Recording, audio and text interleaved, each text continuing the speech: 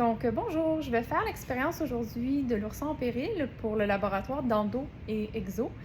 Donc, sous la hotte ici, j'ai une éprouvette de chlorate de potassium que je vais réchauffer avec ma flamme dans quelques secondes pour atteindre le point de fusion du chlorate de potassium et dans le fond, qu'il passe de l'état solide à liquide. Une fois que ça c'est fait, je vais rajouter des oursons en jujube comme celle-ci, qu'on retrouve en magasin, tout simplement des gummy bears, qui contiennent environ 8 calories par jujube. Je vais en mettre 2. Donc, je vous montre ça très bientôt. Donc, ici, je vais faire chauffer mon chlorate de potassium.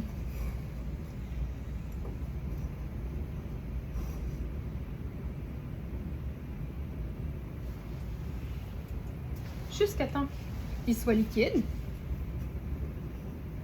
Ça prend quelques instants. Donc ici, on utilise du chlorate de potassium, qui est un oxydant quand même assez puissant pour avoir dans le fond d'oxygène dans notre réaction. Puis je le chauffe ici dans le fond pour accélérer ma réaction. Donc là, il est presque fondu. J'attends un petit peu encore.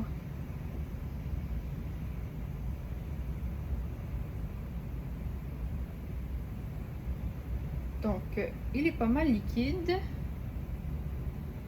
Je vais arrêter ma flamme. Tout simplement ici. Voilà. Je vais tasser ça ici. Et là, dans ma spatule, j'ai 2 oursons. Comme je l'avais mentionné tantôt. Je vais fermer la lumière, comme ça, vous allez pouvoir voir la réaction un petit peu plus fortement. Et voilà, c'est parti. Donc, juste pour rajouter, j'ajoute aussi mes gummies. Ça agit, dans le fond, mon sucre comme un comburant assez puissant aussi. Donc, on voit ce qui se passe. Voilà.